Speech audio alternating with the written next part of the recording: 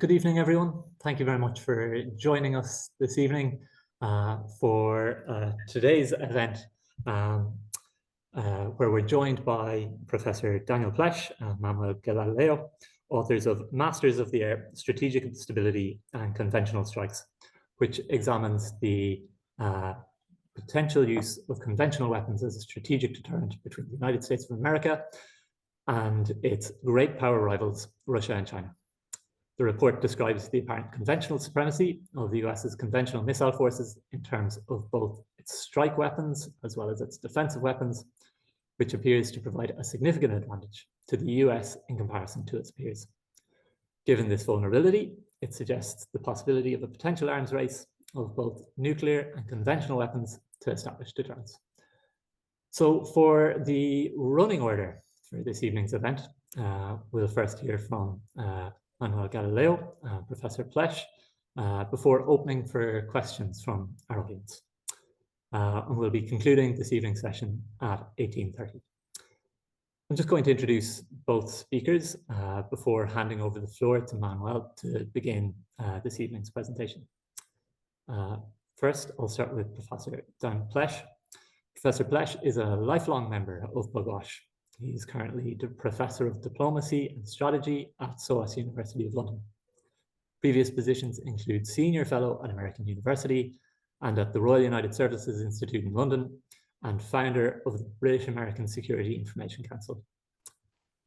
Manuel Galileo is a military analyst at Scrap Weapons at SOAS, and he is researching the topic of conventional counterforce between NATO, Russia, and China, as well as the subsequent need for multilateral diplomacy and mutually beneficial arms controls measures. He has an MSc in International Relations from the London School of Economics and an MA in Diplomacy from SOAS. And just by way of my own introduction, my name is James Brady, and I'm a member of the Executive Committee of British Pugwash. I currently work as a research assistant at King's College London, where my work focuses upon counter-proliferation financing. I'm also a young research fellow with the Fondation pour la Recherche Stratégique on the Hague Code of Conduct of Ballistic Missile Proliferation. And British Pugwash is a membership organization which seeks to provide a forum for scientists and others concerned with the international affairs and disarmament. So I am going to hand over now to Manuel Galileo for this evening's presentation, which I'm sure is going to be a very interesting and engaging presentation, and one that we've been honored to have you join us for. So please, Manuel, go ahead. Thank you very much indeed, James, and a very good evening from London. It's absolutely fantastic to be here with British Pugwash, and it's fantastic also to see the interest in missiles just before the holiday season starts.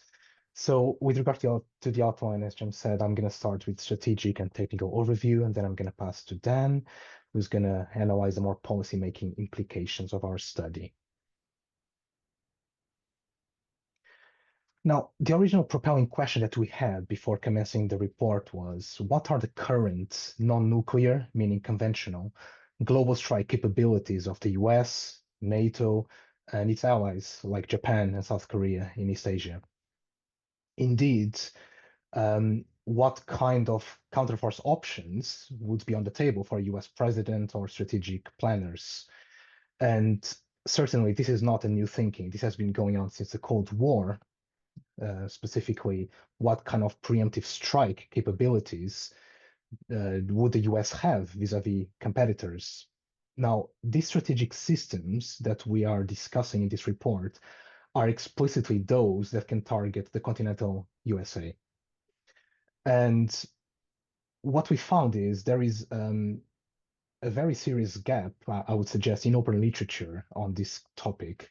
Most studies, pertinent as they may be, they tend to focus on regional dynamics of ongoing developments, for instance, in the Levant, in Ukraine, in East Asia. And it is rarer to find studies that analyze the global strategic undercurrents of this stability, or one could argue instability, between the three major nuclear powers, the US, China, and Russia. And throughout our evidence finding and our conclusion overall, essentially determines that the evidence is very conclusive that the arguments that aircraft, cruise missiles and conventional weapons are not effective for attacking Russian and Chinese strategic nuclear systems that can reach the continental USA. And obviously, this has major implications.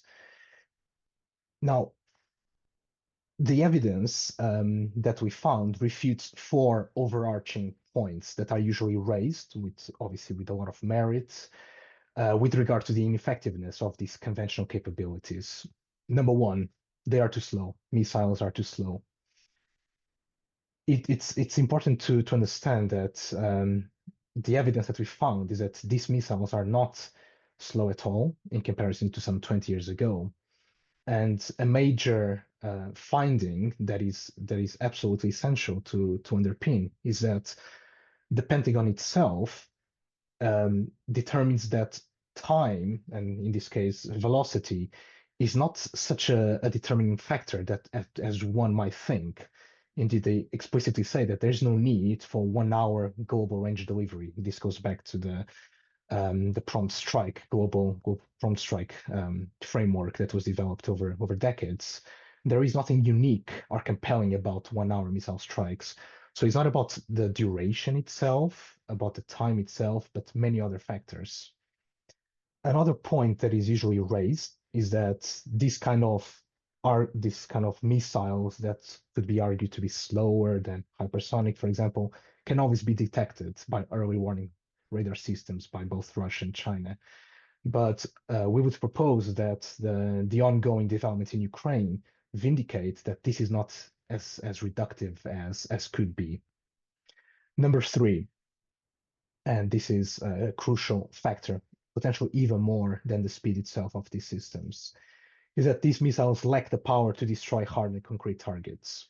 Now, our study doesn't go fully deep into this just because it's an open source study. We don't have access to all kind of engineering. I have an engineering background. We don't have access to these kind of bunkers and destructive capabilities. However, we found also that this is not a completely new development. Since World War II, British bombs have been used and they've been underpinned by not destruction necessarily, but rather the earthquake effects that could have on the ground.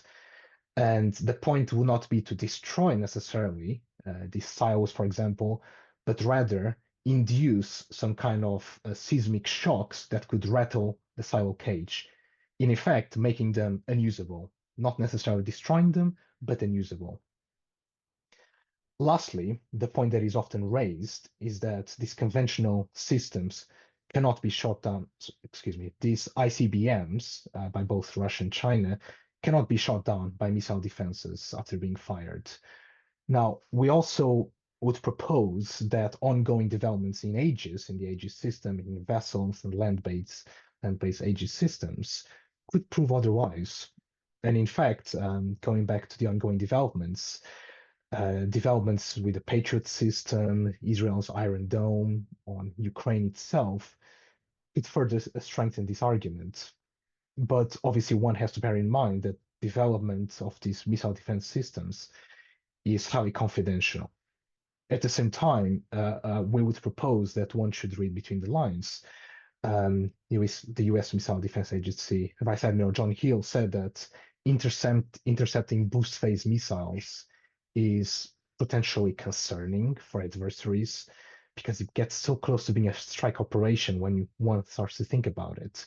So again, the data is not open source available to everyone to analyze, but I would propose one could read between the lines.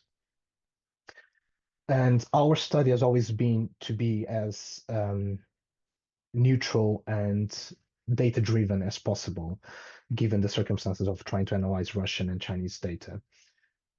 Overall, we find that the evidence is compelling, but is not conclusive. And again, this goes back to the inherent unknowns of military analysis, especially geostrategic studies. And I would propose even Ministry of Defenses have to work within this kind of uncertainty and unknowns. For instance, what's the survivability of silos, the percentage of destructibility, and this has been going on for decades since the Cold War. At the same time, I would propose that open source analysis have always been absolutely useful for governments, despite known flaws. It opens the dialogue. This is one of the reasons we attempted to develop this study. Now, it is also fascinating, coming from a Western perspective, to see that Russian and Chinese leaders openly point to these US dominance in offensive and defensive non-nuclear systems. In their joint statements, President Xi Jinping and President Putin tend to emphasize this, which in their point of views, it undermines tripartite strategic stability. And therefore, they further argue that there's no need to engage with the US to control these nuclear weapons. Now, this clearly is a very dangerous precedent. Going on in how we analyze data, we strive for objectivity and also to try to understand potential adversary postures, because this is absolutely crucial for any kind of effective analysis. Otherwise, we start going to cycles of cognitive dissonance and lack of dialogue. And again, this is more pertinent than ever, dialogue between the three great powers. Now, at the same time, I'd like to emphasize that this point that I just raised is not just our report. The highest echelons of US government and strategic planners emphasize this potential for cognitive dissonance. And indeed, the Chinese fears of a US first strike are motives for a Chinese nuclear arms buildup. And again, this goes back to the great physicist Frank von Hippel, which warns of these unintended consequences. And again, we have a lot of historical precedents from the Cold War of false warnings due to human and equipment error. And I would propose potentially hacking greater capabilities by 2024. Now, this launch on warning posture of these conventional systems is argued by Frank von Hippel that could be indistinguishable from mounting a first strike, which pressures Russia and China, therefore, to put their missiles on hair trigger. We call it hair trigger. And again, this absolutely resembles the official statements by Moscow and Beijing. And this is something that in the West, we're not discussing as openly as we should be. And ultimately, we argue that this hair trigger posture is not just nuclear, it goes beyond nuclear, but also goes to these allied conventional capabilities, which are seen by Russia and China as a potential for hair trigger incentives. Now, going back to the point of the matter of our report, we analyze conventional counterforce. Paul Nietzsche, in 1977, at the height of the Cold War already, argued that US could dispense its nuclear weapons because its non-nuclear forces were able to defeat already any potential nuclear army, especially the Soviet Union. So we already have some indications, some official indications that there is some conventional superiority. Obviously, this is what an allied leader would say, an allied analyst would say, but again, we should read between the lines. Crucially, though, is that in the last 30 years, nuclear technology has remained relatively unchanged, which is completely the opposite for conventional strike systems. They've become faster, they've exponentially gotten longer ranges. Accuracy is absolutely increased in the last 20 years, especially, and hard arc penetration capabilities have been increased. And from an industrial perspective, the sheer volume of production that the Allies have is immeasurable.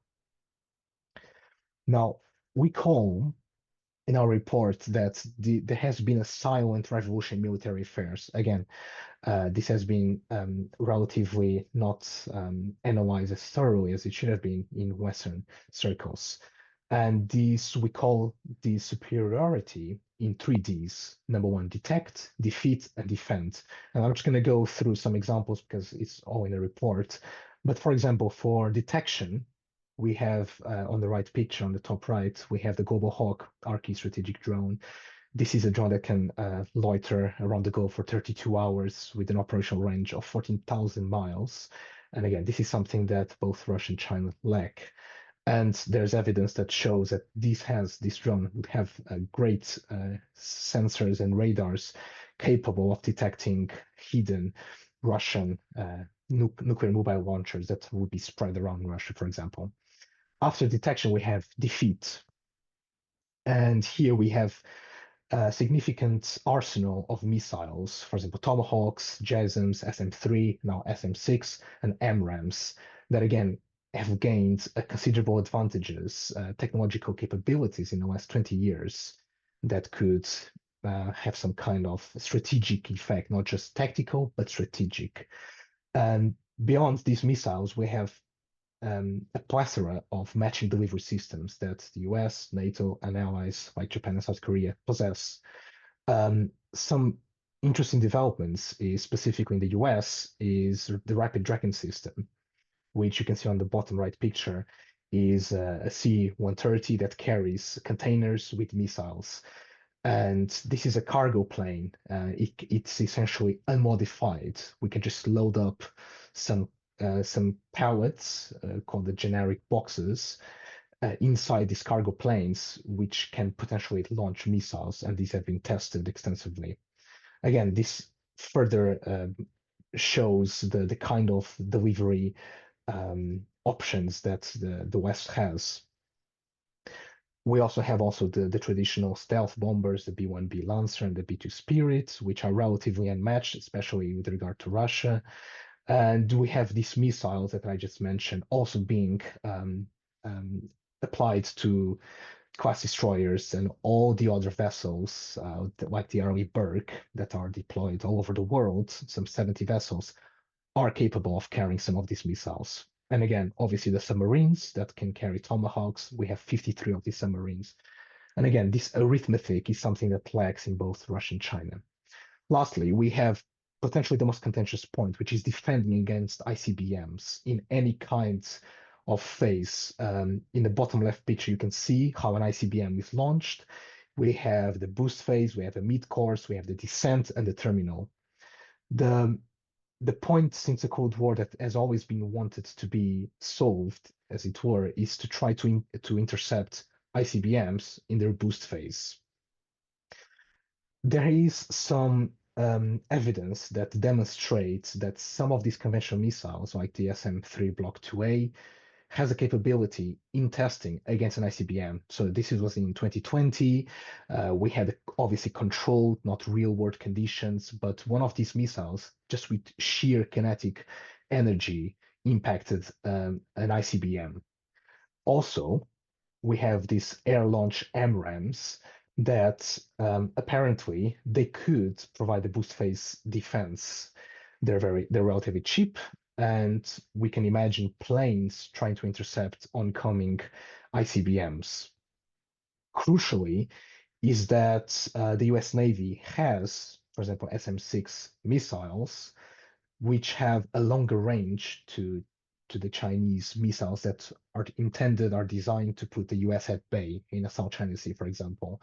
And if we start thinking this hypothetical situation where we have 3 or 4 aircraft carrier groups with F-18s and F-35s armed with these missiles, well, the capabilities of a potential ICBM strike from China would be reduced. And again, this goes back to China's anti-access area denial framework that has been applied in the South China Sea. It's important to bear in mind, although is incremental, this is not a new development. In fact, Rear Admiral Brett Hicks in 1992 already proposed the feasibility of a sea-basing defense of the continental US. Essentially, we would have vessels with these Aegis systems that would be able to intercept. And again, this is 30 years ago, so one can imagine, bear in mind that this information is very sensitive and is confidential, is not openly accessible. One can imagine only the capabilities nowadays, 30 years after. Now, going back to the hard and concrete penetration capabilities, developments are mostly from Raytheon. We have a massive ordnance penetrator you can see here on the top right picture. And again, given the confidentiality of this data, one has to read between the lines. But there was a successful testing in 2018 where a 450 kilograms warhead penetrated 5.7 meters out of a 6 meters, 330 ton steel reinforced concrete block, which is rated at 12,600 psi of compressive strength. Now, that is a substantial compressive strength, almost similar to silos, to real world silos. Again, that analysis could could be openly accessed by both Russia and China. And obviously, these real world capabilities are unknown. But going back to the World War II example, which is highly pertinent, um, bombs like the Tall Boy and Grand Slam were used very effectively against concrete hardened V2 missiles in northern France during World War II. And again, it's important to bear in mind that construction technology hasn't developed so much vis-a-vis concrete reinforcement since the World War II period. So again, one has to be able to extrapolate, but also recognize the limitations. And you can see pictures here of these V2 silos, specifically called La Coupoule in northern France. You can see the kind of tunnels that they were using. And these British bombs were used not to destroy them necessarily, but to entrap them, to block the exits of these V2 rockets, essentially making them unusable. We don't really need to destroy them. That was the thinking by the British, but in fact, we just have to rattle them sufficiently that it makes them unusable. But obviously, this requires further analysis. Now, one thing that is absolutely evident, I think, by the three great powers is that Russia and China have inherent geographic disadvantages. And we base our report fundamentally on land-based systems, strategic systems, but obviously we also mention naval and aerial systems. But going back to the land factor is Russia and China have these geographic disadvantages, especially in their submarines leaving port, and this has been going on since the Cold War also. Um, Especially now with Finland and Sweden joining members, you can see Murmansk on the top right, where most of Russia's strategic submarines are based, are essentially shadowed. And again, this has been going on even before Finland and Sweden were NATO members, so one can think of the future implications. And China essentially lacks any kind of blue water navy. The navy that it has, although formidable, is still a regional navy. It doesn't have the global capabilities that the US Navy has. And even if that were the case, again, just for geographic reasons, the Aegis missile vessels in US allies in the South China Sea, for example, would be a very difficult task indeed for China to potentially launch their ICBMs from submarines. Now, we distinguish in our report between easier and harder to reach targets. For Russia, the easier targets are those that are closest to Moscow and St. Petersburg, so southern and eastern Russia. And essentially, they are silos, road mobile headquarters, and I'm going to go to that point soon, or the logistic hubs of these road mobile systems. And we define them as below 1,360 miles from 12 nautical miles delineation zone that one could imagine US vessels could be based. Then we have harder to reach targets, which are those next to Mongolia, next to Kazakhstan, so around 1,500 miles distance. And those are the furthest ones from that the US would have to target. It's interesting that Russian files propose actually their full survivability of these harder to reach targets is actually not expected, but one should take it with a pinch of salt what that means. But at the same time, one should understand that, again, the distances that these missiles can reach can absolutely reach these targets, and that's a fundamental point. Now, one point of Russia, unlike China, is that Russia tends to disperse its road mobile launchers, the TELs. And you can see that there are some 10 logistic cluster hubs for mobile ICBMs on the top right picture, on the bottom right picture. However, these launchers need some kind of a hub to return to. They cannot just be fully any place in Siberia. They need to reload. They need a big logistical apparatus. So one could imagine some 200 miles away from these hubs if one imagines a radius. But again, they wouldn't be able to fully just put these kind of systems anywhere in Russia. They have to be somewhere where there's roads, where we have some kind of railways to support them. So logistics are important. And going back to the easier to reach targets of Russia specifically, I'd like to reiterate that the recent news that the US is deploying missiles in Germany next to Frankfurt by 2026 of Tomahawk missiles. This could theoretically reach ICBM silos in Balgoye and Kazelsk in eastern Russia. And again, the potential inference of these developments, I would leave that to the audience.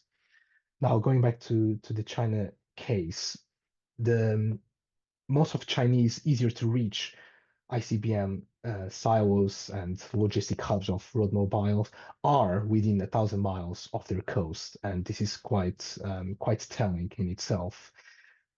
Unlike Russia, China has a specific nuance, which is China has been developing what they call the underground Great Wall, which we call in our report, we have to whack 'em all if you're sitting in Washington as a strategic planner. And these kind of bunkers and tunnels, hundreds of miles of tunnels with potential road mobiles being transported inside these tunnels, with obviously they will have to have some kind of opening for their silos. And that goes back to the point. If we can detect those silo openings, could these conventional missiles rattle them sufficiently to make them unusable? That is, again, that's why we define them as harder to reach. Not impossible, but harder to reach.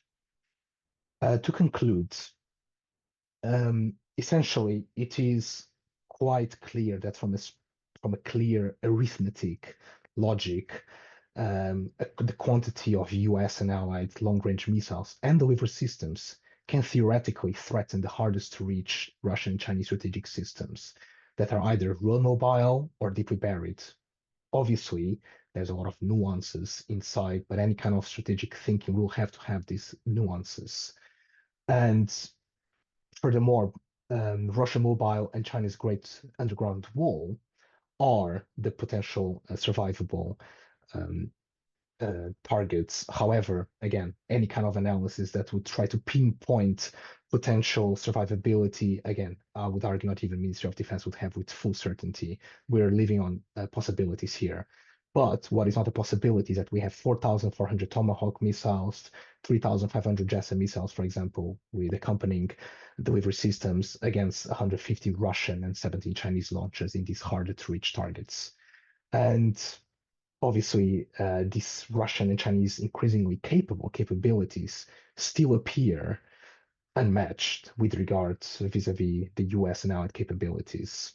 And bearing in mind these technological developments and strategic implications, I will pass to Dan to talk more about arms control. Thank you. Thank you very much, Manuel. I'll hand the microphone over to Professor Plesch, if you'd like to continue this evening's presentation. Delighted to, yes. Thanks, Manuel, for a brilliant job in taking us through a lot of the technologies. I'll fill in a few additional technological points as we go along. I think the first point is to reiterate our starting point that there is a deafening silence in strategic studies around this issue. And clearly, we don't claim to have answered all of the questions. We want to open up a debate on this topic, and we think that there is more than enough evidence to suggest that this is a very important point. And of course, because it's a point that the Chinese and the Russians raise, there's a tendency in the West to say, well, if you think about it, if you're talking about their agenda, you must be in favor of their position. Not a bit of it. Now, in terms of the strategic context, of course, the last substantial piece of arms control architecture, leaving aside the NPT, is New START, and that expires a year from now, the beginning of 2026. And I think a lot of our discussions here should be placed in the context of that and the relationship between the United States and Putin with the Trump administration.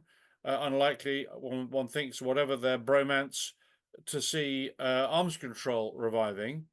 and when I to say in Europe, an almost total absence of discussion of arms control, understandably, in the wake of Putin's disgusting invasion of Ukraine.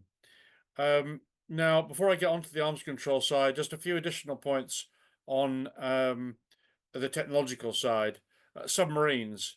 Our friend Alexei Bartov no longer lists the Russian SLBM fleet as a survivable deterrent force on the Russian side for understandable reasons. In the post-Cold War period, Anglo-American submariners boasted how they had really outmatched the in the Hunt for Red October scenario, Russian submarine forces throughout the Cold War. And since that time, Russian capabilities have not increased at all, they've decreased. And Western ASW, anti-submarine warfare capabilities, have continued to increase technologically. And nowadays, of course, it isn't just anti-submarine warfare, but one could also envisage, for example, Burke-class Aegis destroyers in the area of potential submarine launches able to shoot down in the boost phase any emerging SLBMs. So we don't take these issues lightly, but it's hard to see that they're survivable, and the Chinese position is considerably worse. And the standard joke amongst Western navies is that, you know, when the Chinese leave port, you can hear them in Hawaii. So, as I say, I don't want to make light of it, but from our perspective, the hardest to reach are still the heartland of North Central Asia with Russian and Chinese capabilities. Now, many of these issues need more research, clearly, and, you know, we're in desperate need of research funding because we have quite a small shop in which we've attempted to end this silence and open up this debate. But it is, I think, worth reiterating that from an adversary perspective, particularly the Rapid Dragon system, which is just JASM, but has now a range of the missiles have a range up to 2,000 kilometers now, and any adversary has to see them being launched from any fixed-wing aircraft and any transport aircraft in quantity. And that hugely changes the calculation for Moscow and for Beijing, and is already fielded and is of great deal more significance than, for example, the understandable concern in Germany about army missiles in box launchers. Similarly, if we have a situation as was described in one of the quotes Manuel used from our study, where there are counterforce conventional attacks taking place, one can assume, I think, that a considerable part of the air mission would be to intercept any missiles that got off the ground. And in that respect,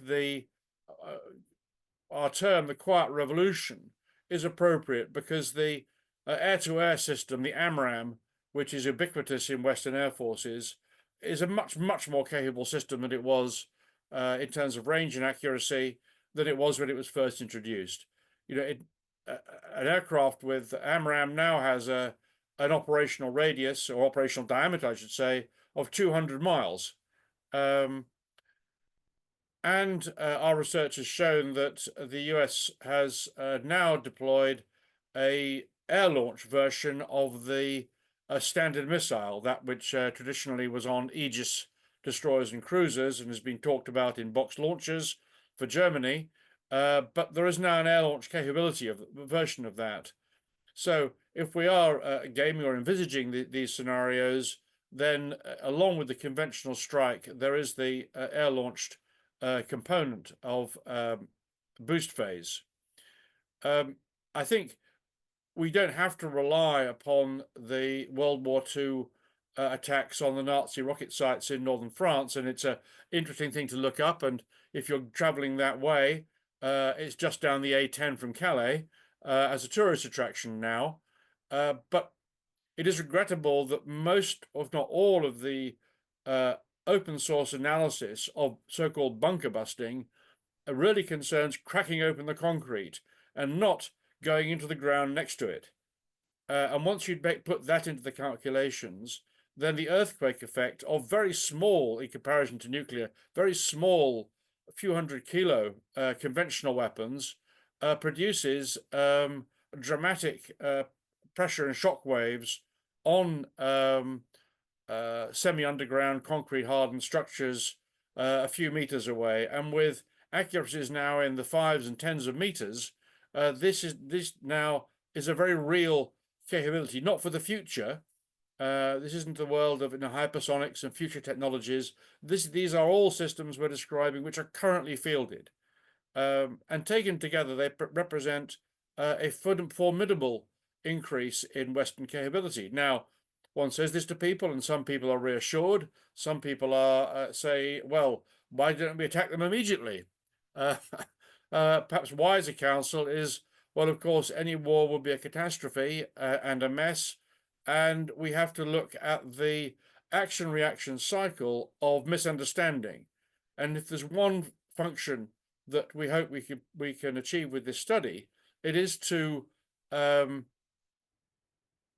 point to the very problematic position where, as we in the West think, we feel we are weak, but the Chinese and Russians feel we are very, very strong compared to them. And that cognitive dissonance in any psychological or crisis management analysis is not good at all.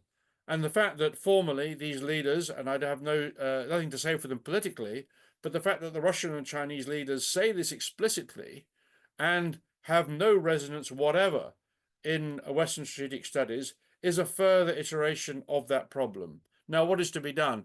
We are in a situation of where we are repeatedly warned by our leaders that we are in the worst situation since the Cuban Missile Crisis. The threat of war grows. NATO leaders say we should be on a war footing. Well, really, and at any time since 1950, these measures, these concerns have been present, but they have been accompanied by a very strong pressure for arms control and disarmament from inside government, inside elites, and in public opinion, where that in the countries where that mattered. Now we have the crisis, we have the weapons, and no pressure for arms control and disarmament, and that I think is a potentially catastrophic combination. What do we offer? Well, one has to try to be positive. If you look at our website, you'll see one of our key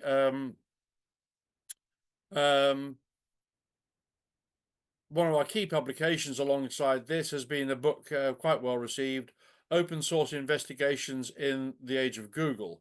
And this brings together a score of global analysts looking at different ways and describing different ways in which open source information is used to help ascertain the realities of human rights abuses all the way through to nuclear deployments. And these technologies simply weren't available to civil society or indeed to governments back in the Cold War. But now there is a huge ability of states and of civil society to deal with what used to be called the verification problem. And finally, what is to be done about controls? Well, at scrapweapons.com, we are part of a global lobby to get a new global UN conference creating on disarmament, what they call technically a SSOD4, that would create a weapons equivalent of the COP process for climate change, for climate chaos, but hopefully a rather more comprehensive and rigorous one. But at the moment, there's no ongoing global process for weapons control. And if we had to come down to one specific thing, when I was a kid, we had our banners and we campaigned for zero missiles. And this at the end was picked up by Reagan and Gorbachev, and we got zero Euro missiles. So we have in the chat, I have a link to a suggestion we have that the focus of international politics now in weapons should be zero missiles to deal with this problem. And I think that objectively, it is in the national security interest, not just the humanitarian interest, but the humanitarian interest of major and minor states to pick up a challenge of this sort and make it real. So thank you very much, and I'm very, very pleased to be invited to speak to Pugwash, and thanks for so many people for their interventions. And I know we've taken up quite a bit of our time. I'm not sure if we're able to run on, James, but I'm very interested in hearing the comments and suggestions. And I apologise that we have overrun. Not a worry at all. Thank you very much for your presentations. I'm going to turn to our audience for any questions that you might have on this report. I'd ask that you raise your hand, please, using the raise hand function. You'll see it in the bottom of your screen. If you could raise your hand, please, before you ask your question. I'd ask that you introduce yourself before asking your question, and I'm going to take a couple of questions at a time just for the sake of brevity, and if you could please move to your question as quickly as possible so we can get as many questions in this evening during today's session. So I see Ellie's hand is raised. If there's any other questions, please do raise your hand and I'll come to you.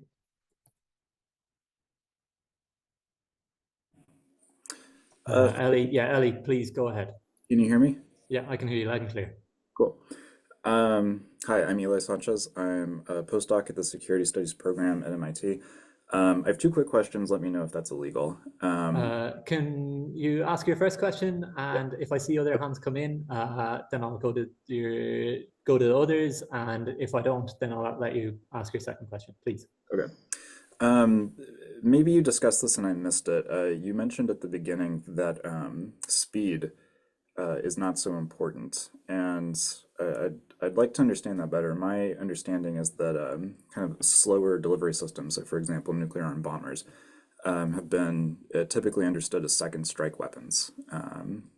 Maybe that's the orthodox thinking, and that I've read a bit about the Russian and Chinese concerns about U.S. conventional weapons against their strategic forces.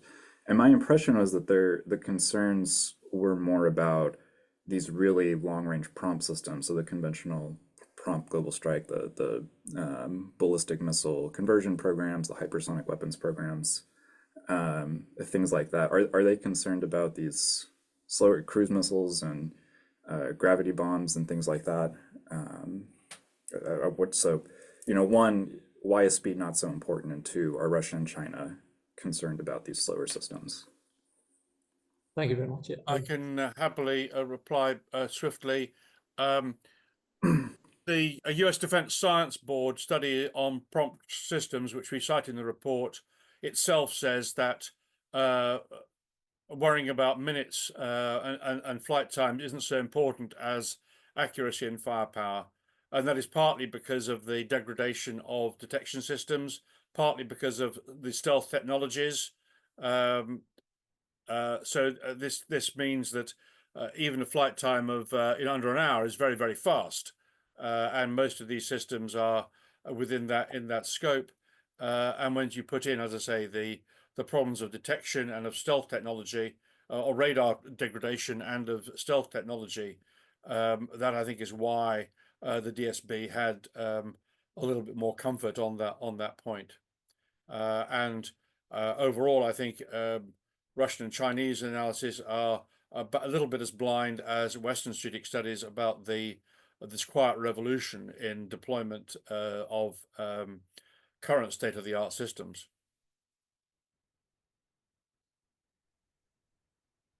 Thank you very much. If there's any other questions? Well, we got 40 odd shy people out there.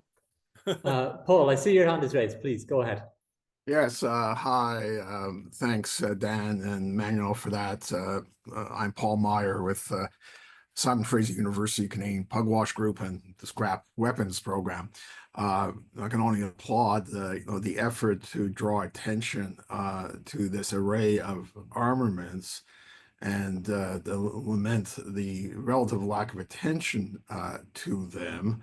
I wonder, though, if either Dan and Manuel might want to speculate on what forum do they think would be the most receptive to initiate work on of an arms control nature relating to these systems. Would it be stick to the classic bilateral, or should we be considering moving in, let's say, the P5 process, where the 5 nuclear weapon states of the NPT are participating and are still, that forum is still active as opposed to the suspension? Or, revert back, we're talking about European deployments. Should it be something maybe that could be examined in the context of OSCE or NATO? So just curious of their thinking as to what may be the most amenable forum for raising arms control on these kinds of systems. Thank you.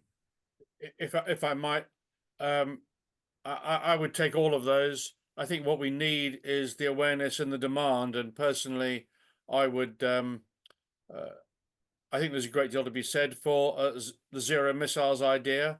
It is counterintuitive. It is incredible and unrealistic. But then, when I was waving a banner about in the 1980s, what we demanded was entirely unrealistic. And 6 years later, we got it, or some part of it. So I think we have to really open up the debate, and that's is more important than the precise fora. But if you have a situation where 3 major powers are getting involved, then they will tend to bring people along in their wake. And I would also say that when the world's trade is being damaged by missile battles in the Red Sea, we see missile wars now on our screens daily, and I think that provides a hook for all of us to start to raise the wider demands, and I think that's what we badly need to be doing as movements. Thank you very much. I see a question from Manon Francis in the chat. She asks, I was wondering what your thoughts were on the increasing use or development of artificial intelligence in weaponry and the impact this might have on arms control. I also see Frank and Chuck, you both have your hands raised. So if we can take these 3 questions together. So maybe starting with Manon's question. Frank, please go ahead. Thank you. Can I just comment that I take little comfort from an increased information availability via Google to a more accountable arms control measure? Although it may be more difficult to get controlled arms control measures now, it still seems to me that if we can get back to that basis, it will be rather more secure than relying on Google. I agree. Okay, thank you. And Chuck, please go ahead. Yeah, I'm with International Physicians for the Prevention of Nuclear War, and I'm in Geneva. We have an office in Geneva.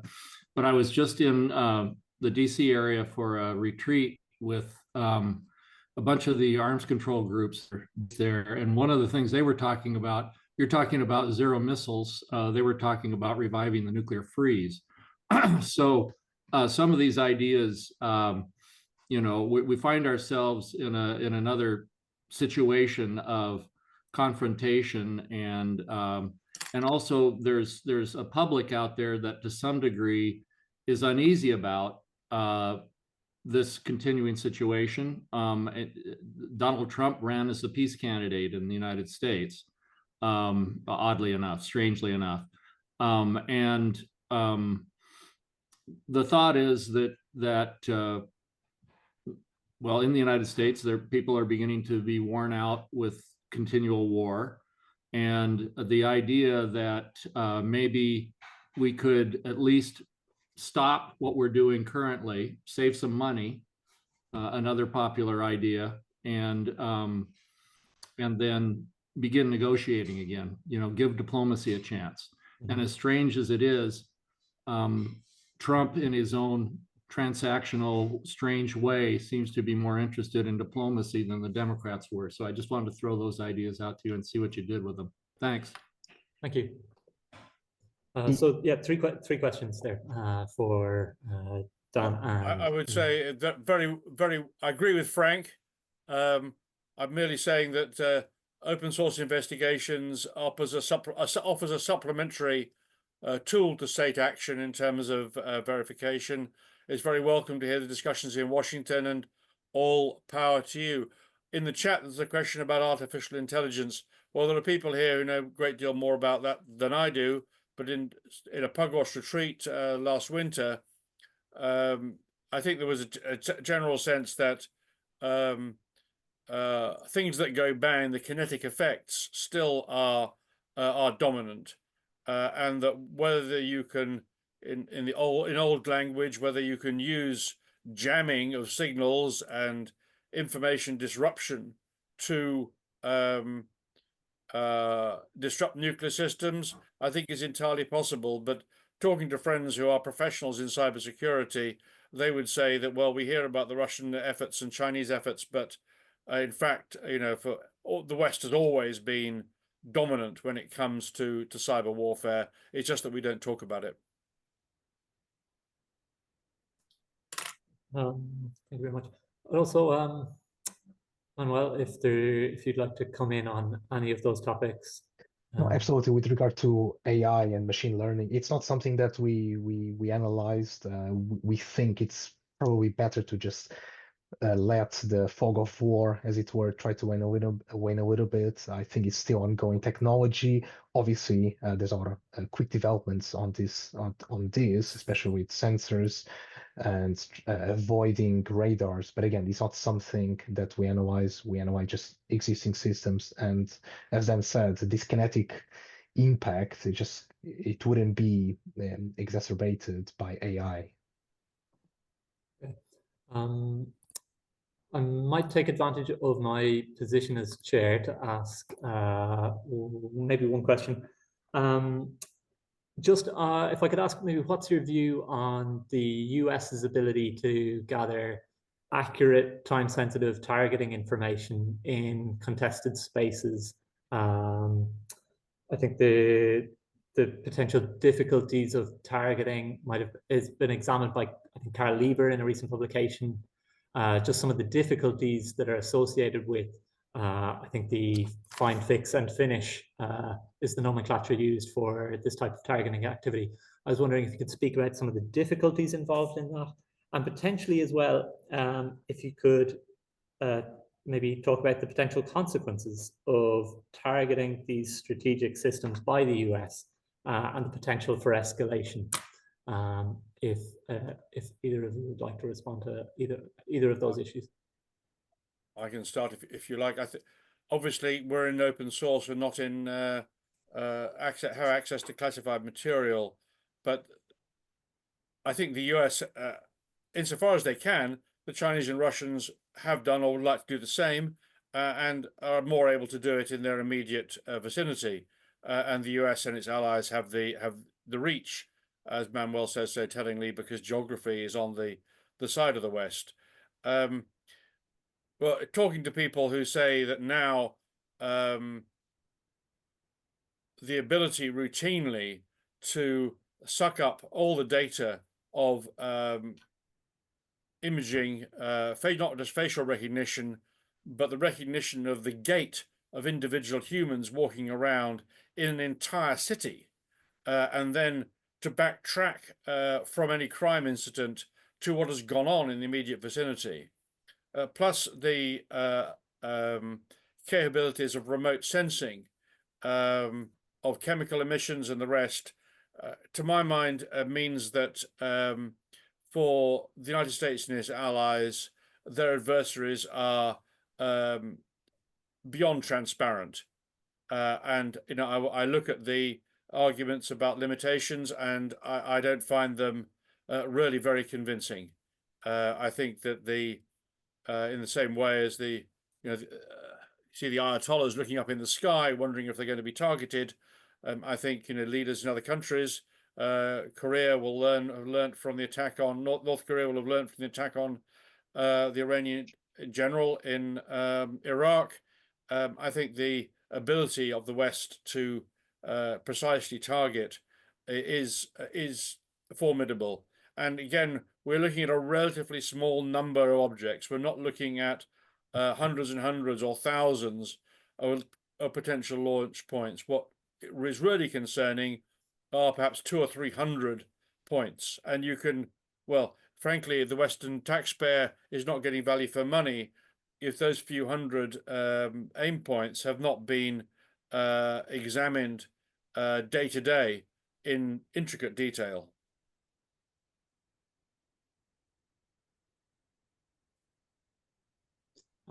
And perhaps if you could discuss, maybe if you could, if there was anything that you wanted to maybe respond to the point about the risks of escalation, even if with targeting with conventional weapons. I think it's a whole further dimension of risk, and I think it's extraordinarily dangerous. And the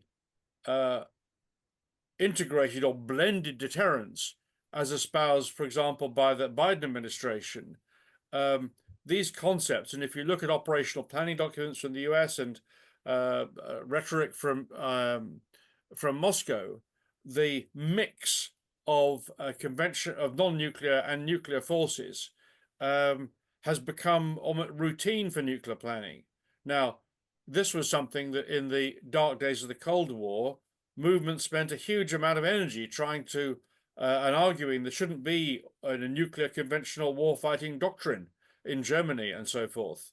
That has now become routine, and the risk of escalation of this integration are great. That is multiplied by the capabilities that the West has, and further multiplied by the woeful ignorance, even of the Strategic Studies community, to tackle these issues. And it is a shame, I think, that it is almost impossible to find serious studies on this issue at the strategic level in the Western literature. And that's why, we stepped in our project to try and end the silence. But, make the point, we are woefully short of resources to answer in detail some of the questions raised today. Thank you very much, Don. So George, Manuel, I've been hogging the discussion a bit. Forgive me. I would just like to answer to Ambassador Mayer's point with regard to China and motivation to seek arms control. China has a big presence in arms control. At the UN in Geneva, there was a substantial Chinese delegation talking about this, about arms control. And again, I would propose that dialogue is the only thing that we should pursue. We should continue to shout and to pursue this kind of dialogue. I agree. The Russians and Chinese talk about these issues, and there's absolute deafness in Western capitals and Western strategic studies in response. Okay, so I have a couple of minutes remaining, and I'll I'm open for one more round of questions. I see there's a further thought from Paul Mayer in the chat. So I'll go to I'll raise Paul Mayer's issue. I'll then turn to Eli for your question, and Michael. I must apologize. It may have been us, but we ended up with we didn't mean to, but we ended up with a manel just of all men presenting, and that has then been echoed by only men are getting involved in the questioning, which is deeply embarrassing. Which isn't to put any pressure on anybody, but I think it's one of the consequences of our failure to make a more balanced human panel. So forgive us, please. And I echo that comment on behalf of Pugwash as well. Thanks for raising it, and it's something that we'd like to address in our events going forward. So I'll just turn to Paul's thought. If Russia and China are in such a disadvantaged position versus US conventional strike weapons, why aren't they more motivated to seek arms control? I think they are, but no one's listening. And obviously they have their own conflicted internal situations and their own internal pressures. But nobody picks up the Russian and Chinese rhetoric because, of course, everyone, despises and dislikes President Xi and President Putin, and so do I. But somebody says, well, can we talk to Putin? Well, we talked to Brezhnev when we had a huge ideological dispute with communism and made some deals stick. But sadly, I guess generation XX or Z or whatever it is, don't have a cultural memory of that. I'll open the floor to Eli as well, if you'd like to go ahead. Yeah, I just wanted to ask about, you mentioned a bit about boost phase intercept. Again, apologies if you sort of addressed this, but I don't know anything about this. My impression is that to do boost phase intercept, you would have to do it at very short ranges. And I'm wondering if that would be sort of a significant threat to like Russian and Chinese ICBMs if they're 1 to 2,000 kilometers. I would encourage you to look at the CSIS study on Korea, which we reference, and extrapolate from that. This is the boost phase is shooting down missiles very shortly after their launch in the first few minutes, where they haven't really got going and they're sort of gathering momentum. And yes, it's pretty short range, but if you, as I say, if you're in an environment where these targets are being attacked anyway with conventional weapons, this merges into, well, if you can't hit them on the ground, you hit them when they're being launched. And some of the strike systems, aircraft and missiles, have that joint capability. And as I say, the CSIS study on Korea, which we reference and quote from, is a good starting point for you, Eli. Michael, please go ahead for a final question of today's session. It looks chilly where you are, Michael. Hello. Yes, I'm Michael Orgel. I'm in a medical doctor in MedAct in the UK affiliate of International Physicians for the Prevention of Nuclear War. And in my early days in London, I had the privilege of working with Joseph Rotblat on the project to make London a nuclear-free zone. And I know Joseph. Great. We share a common history. What's your question, Michael? My question is, following on from what Chuck said about what's happening in the U.S. with trying to revive the nuclear freeze project. To me, it seems like the risk, even though it's fascinating to me to hear about zero missiles, the risk of then to escalation seems to be what would be in the strategic minds of policymakers. So is there not a need to call for both at the same time, zero missiles and a nuclear freeze or something like that? I'm interested in what Professor Plesch. We need new ideas as well, but yes, the more the merrier. But at the moment, we are in this unprecedented situation of massive escalation, leaders warning about world war, and no significant public or elite pressure. So who's going to provide the pressure? You are, I guess. Or all of us. Exactly. I was a collective you. We, us, pass the word. Okay. And I think you'll find quite a useful bunch of tools on our website, and look forward to sharing everybody else's. Thank you. Thank you very much to everyone for posing interesting, useful questions for today's session. I want to thank Professor Plesch and Manuel Galileo for an extremely rich, informative, and interesting presentation. British Pugwash really appreciates this valuable contribution to providing insight into current military thinking regarding conventional and nuclear forces. I hope you found today's session informative and engaging, and we hope that we'll see you again in 2025 for more from British Pugwash. In the meantime, thank you once again for joining us. Thank you very much, Dan and Manuel, for a really interesting presentation today, and for this very useful contribution to the literature on the pressing and timely issue of strategic forces. So once again, thank you very much. Happy Christmas to everyone who's joined us. I hope to see you again in 2025. Thank you. Thank you very much indeed.